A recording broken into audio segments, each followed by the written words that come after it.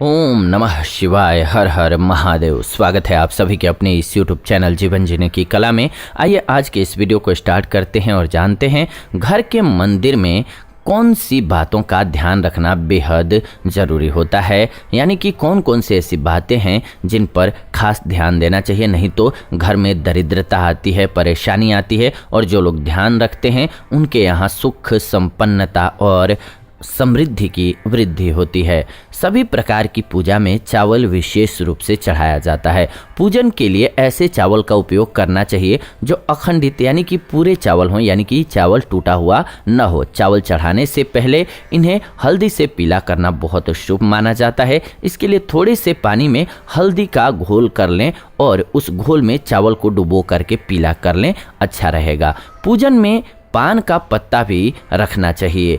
ध्यान रखें कि पान के पत्ते के साथ इलायची और लौंग, गुलकंद इत्यादि भी आपको चढ़ाना चाहिए। पूरा बना हुआ पान चढ़ाएंगे तो आपके लिए श्रेष्ठ रहेगा, अच्छा रहेगा। इसके अलावा पूजन कर्म में इस बात का विशेष ध्यान रखना चाहिए कि पूजा के बीच में दीपक बुझना नहीं चाहिए। ऐसा होने पर पूजा का पूर्ण फल प्राप्त नहीं हो पाता है। किसी भी भगवान के पूजन में उनका आवाहन यानी कि आमंत्रित मंत्र बोलना जरूरी होता है। ध्यान करना, आसन देना, स्नान करवाना, धूप दीप जलाना, अक्षत यानी कि चावल, कुमकुम, चंदन, पुष्प यानी कि फूल, प्रसाद इत्यादि अनिवार्य रूप से होना चाहिए। ये बेसिक नीड होती है। देवी देवताओं को हार, फूल, पत्तियां इत्यादि अर्पित करने से पहले एक बार साफ पानी से अवश्य धो लेना चाहिए, ये ध्यान रखें। भगवान विष्णु को प्रसन्न करने के लिए पीले रंग का रेशमी कपड़ा चढ़ाना चाहिए। माता दुर्गा, सूर्यदेव और श्री गणेश जी को प्रसन्न करने के लिए लाल रंग का,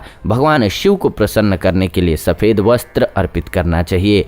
किसी भी प्रकार के पूजन में कुल देवता, कुल देवी, घर के वास्तु देवता, ग्राम देवता इत्यादि का ध्यान करना भी आवश्यक होता है। इन सभी का पूजन भी करना चाहिए। पूजन में हम जिस आसन पर बैठते हैं उसे पैरों से इधर उधर खिसकाना नहीं चाहिए। आसन को हाथ से ही खिसकाना चाहिए। यदि आप प्रतिदिन घी का एक दीपक भी घर में जलाएंगे तो घर के कई वास्तु दोष खुद ही दूर हो जाएंगे। सूर्य, गणेश, दुर्गा, शिव और विष्णु ये पंचदेव कहलाते हैं। इनकी पूजा सभी कार्यों में अनिवार्य रूप से की जानी चाहिए। प्रतिदिन पूजन करते समय इन पंचदेव का ध्यान करना चाहिए। इससे माँ लक्ष्मी की कृपा और समृद्धि प्राप्त होती है। तुलसी के पत्तों को 11 दिनों तक बासी नहीं माना जाता है। इसकी पत्तियों पर हर रोज जल छिड़क करके पुनः भगवान को अर्पित किया जा सकता है। दीपक हमेशा भगवान की प्रतिमा के ठीक सामने लगानी चाहिए। कभी कभी भगवान की प्रतिमा के सामने दीपक न लगा करके इधर उधर लगा दिया जाता है, जबकि यह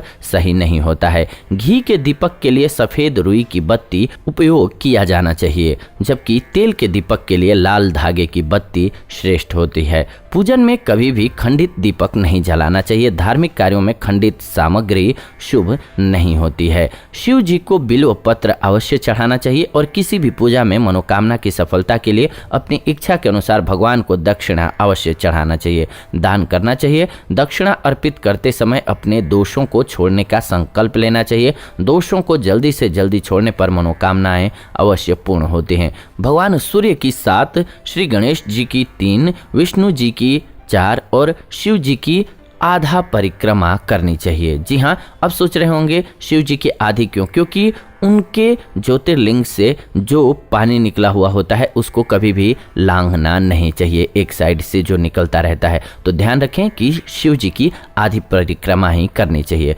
घर में या मंदिर में जब भी कोई विशेष पूजा करे तो अपने इष्ट देव के साथ ही स्वास्तिक, कलश, नवग्रह देवता, पंचलोकपाल, खोड़श मृतका, सप्त मृतका का पूजन भी अनिवार्य रूप से करना चाहिए। इन सभी की पूरी जानकारी किसी ब्राह्मण ज्ञानी पंडित से प्राप्त कर सकते हैं आप। विशेष रूप से पूजन पंडित की मदद से ही करवाना चाहिए ताकि पूजा विधिवत हो सके।